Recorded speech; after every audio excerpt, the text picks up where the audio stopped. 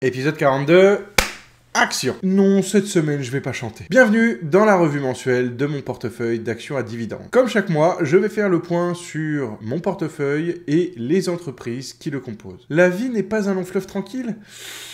Apparemment, la bourse non plus. Il y a eu ce mois-ci des mouvements attendus et d'autres un peu moins. Ce mois-ci, j'ai pris 2 belles baffes et je vais partager ça avec vous. Allez, parlons fric.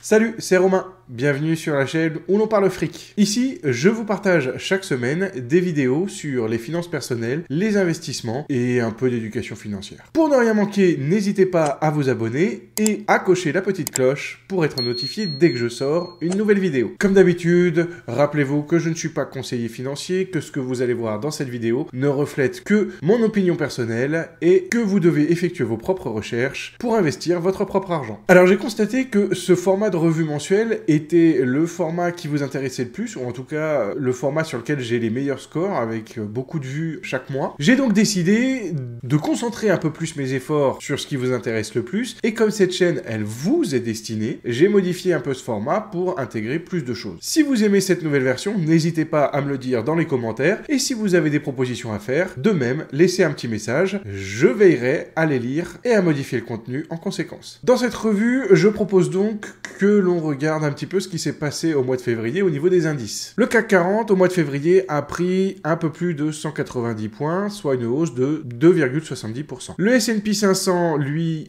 a perdu 149 points et a chuté de 3,62%. Le Nasdaq, moins 360 points, soit moins 3,05%. Et le Bitcoin, il va parler de crypto.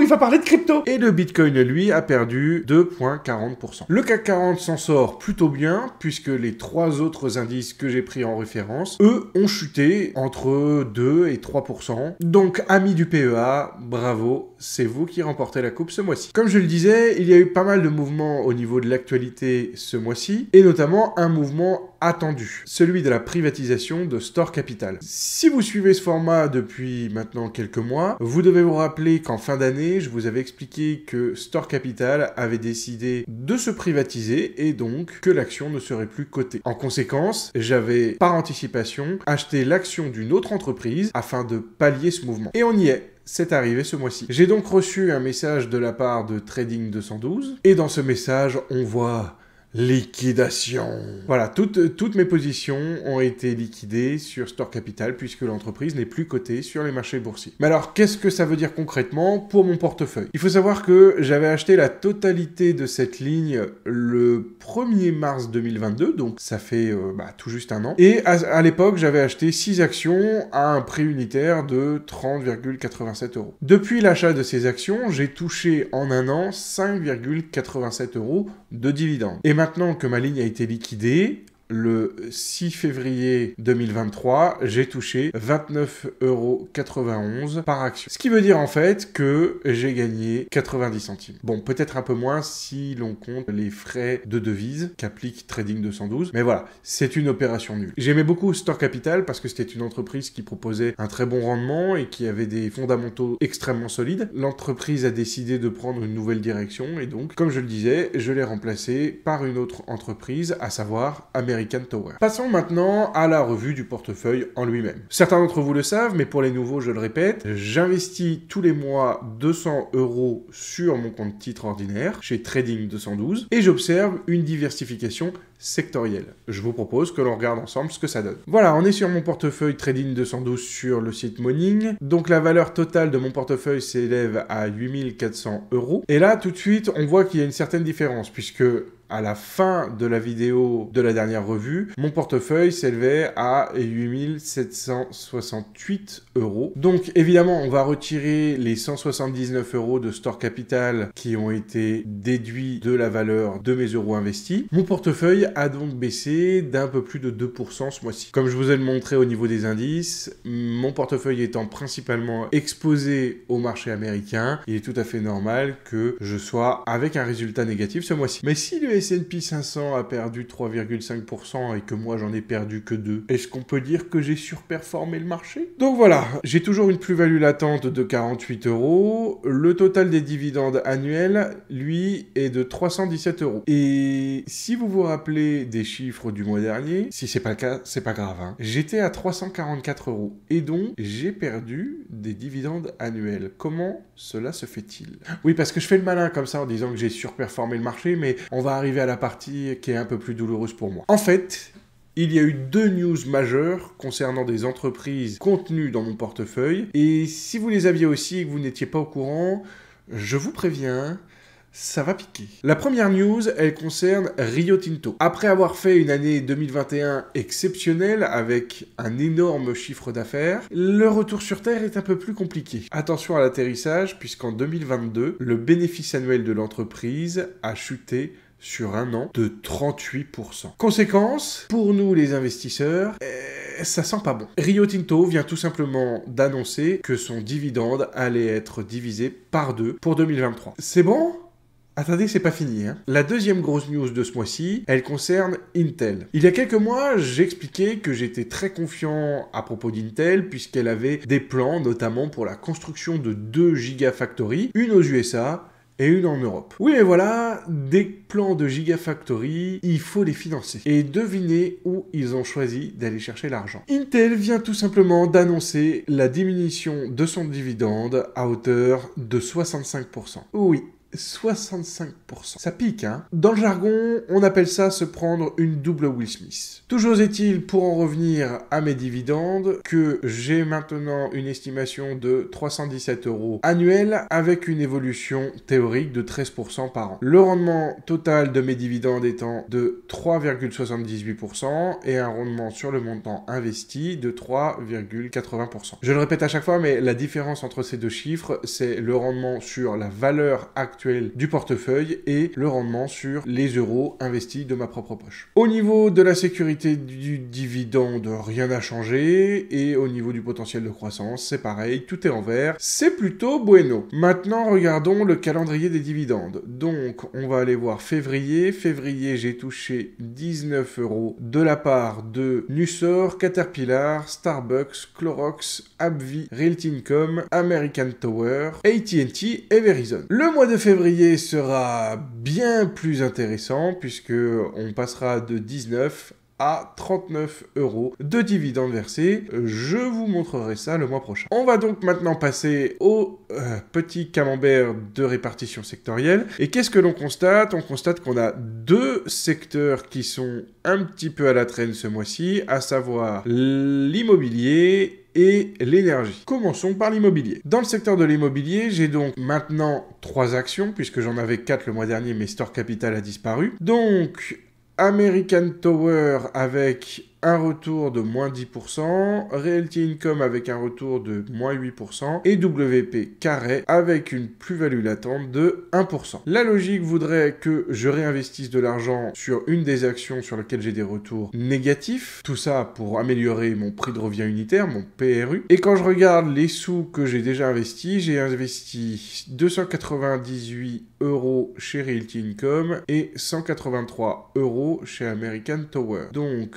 la logique voudrait que je réinvestisse de l'argent chez American Tower, qui a une très belle action, hein, avec un dividende correct, et surtout une augmentation de dividendes très rapide, et ça, on adore. Et si je regarde au niveau de la valorisation, eh bien l'entreprise est un petit peu sous-évaluée, donc c'est tout bon, on va aller prendre des actions chez American Tower. Comme j'ai décidé d'investir sur les 2 actions qui sont à la traîne ce mois-ci, ça fait 100 € sur chacune des actions, plus le réinvestissement des dividendes que j'ai touché le mois dernier, à savoir 20 €. Je vais donc investir à hauteur de 110 €. Hop.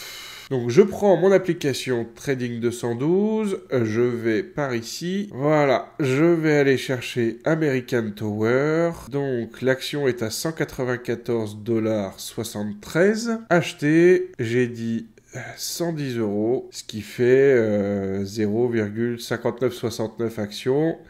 Ok, contrôler l'ordre. envoyer l'ordre d'achat, et c'est fait. Passons désormais au deuxième secteur, à savoir le secteur de l'énergie. Donc, secteur de l'énergie, pour rappel, on met de côté l'action Total Energy. J'ai donc 3 actions, Pembina, Coterra et Chevron. Et elles sont toutes dans le vert. Ça fait maintenant quelques mois que je vous dis que je mets de côté le secteur de l'énergie, puisque compte tenu de la situation actuelle, c'est très compliqué de trouver une entreprise avec un bon prix. Toutes les entreprises liées au secteur énergétique font des chiffres monstrueux, et donc ça se reflète sur leur valorisation en bourse. Elles sont clairement surévaluées en ce moment. On va tout de même vérifier, mais voilà. Pembina, bien trop surévaluée. Coterra, elle est sous-évaluée, mais si je reviens là, j'ai quand même mis 277 € dessus, donc, et assez récemment en plus. Donc j'aimerais, autant que faire se peut, éviter de réinjecter des sous dessus, hein, histoire de se laisser un peu de recul sur cette action-là. Et Chevron est un petit peu sous-évalué. Et ben je pense que ce mois-ci, on va se lancer. Je vais injecter un petit peu d'argent chez Chevron. Je reprends mon application Trading 212. On va aller chercher Chevron. Et ça va faire monter un peu mon PRU. Mais bon, ça va me permettre aussi de rééquilibrer un petit peu mon diagramme. Et donc, je vais investir 110 €, ce qui fait 0,7162 actions. Contrôler l'ordre.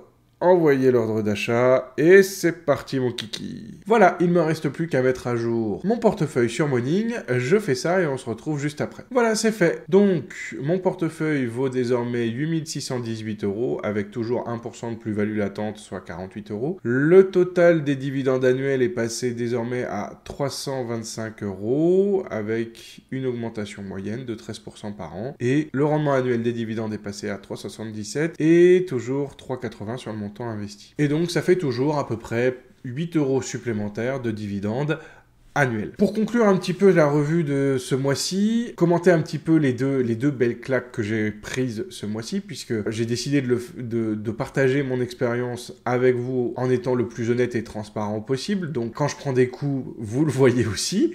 Alors autant pour Rio Tinto, je m'y attendais parce que le yield était quasiment à 10% et on sait que c'est un secteur qui est assez cyclique. Donc le dividende de 2021 était assez exceptionnel avec une augmentation monstrueuse et je savais qu'il fallait à un moment ou à un autre que l'entreprise revienne à des niveaux de dividendes normaux. Si l'on regarde d'ailleurs la sûreté du dividende, on voit bien qu'elle n'est pas très très bonne, hein. Et si on regarde surtout le versement des dividendes, on voit très bien que voilà, ça fait un peu le yo-yo. Ce qui m'intéresse moi, c'est si par exemple on prend la différence entre 2020 et 2023, ça reste un dividende croissant. Le dividende aurait fait une marche arrière et serait passé en dessous du seuil de 2020, ça m'aurait un peu inquiété. Là, on voit très clairement qu'il y a eu un pic à 9,63 en raison des résultats exceptionnels. L'année dernière, ça commençait déjà à revenir un petit peu normal, mais déjà, il y avait toujours une belle augmentation par rapport à 2020. Et cette année, voilà, le coup près est tombé. Ça va encore une fois diminuer pour la deuxième année consécutive, mais ça reste toujours croissant par rapport, si on regarde la courbe, hein, par rapport à 2016, on voit bien que là, ça continue de grimper, même si ça fait un peu le yo-yo. Donc Rio Tinto, ce n'est pas une surprise. Intel, par contre, je l'ai pas vu venir. Je l'ai pas vu venir, mais j'essaie de rester positif et de garder une vision long terme. Si on regarde un peu le versement du dividende, on voit que c'était un quasi sans faute depuis 2002, hein, on va dire ça. Et là, voilà, 2022, patatras. Je l'ai pas vu venir, mais en même temps, je le disais il y a déjà quelques mois, quand on prend en considération les plans de l'entreprise et les investissements qui vont être faits par l'entreprise, à moyen terme, c'est-à-dire sur 4-5 ans, les Gigafactories seront terminées. Donc, en théorie, l'activité va commencer à reprendre un peu du poil de la bête. Et justement, avoir ces deux beaux outils avec la crise des semi-conducteurs qu'on a connue après le Covid, c'est vraiment être armé pour faire face à la demande des marchés. Une demande qui est croissante. Les puces, aujourd'hui, on en met partout. C'est plus des puces que l'on mettait dans les calculatrices ou dans les ordinateurs. Aujourd'hui, il y en a dans les voitures, il y en a dans les mixeurs, il y en a partout, partout, partout.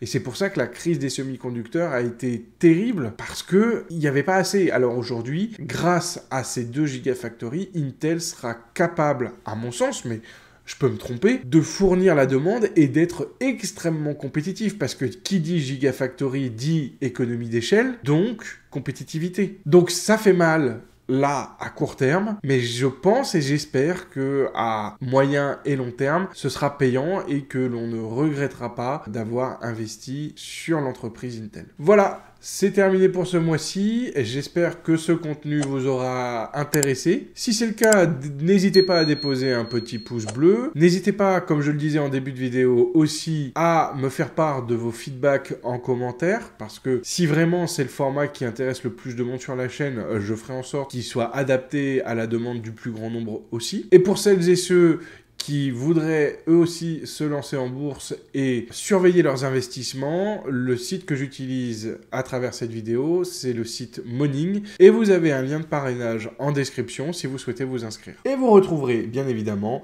le lien vers mon portefeuille Moning en description, ce qui vous permettra de pouvoir le consulter un peu plus tard. Voilà, c'est fini, je vous remercie et je vous dis à la semaine prochaine pour une nouvelle vidéo. Mais d'ici là, prenez soin de vous et de votre fric. Salut!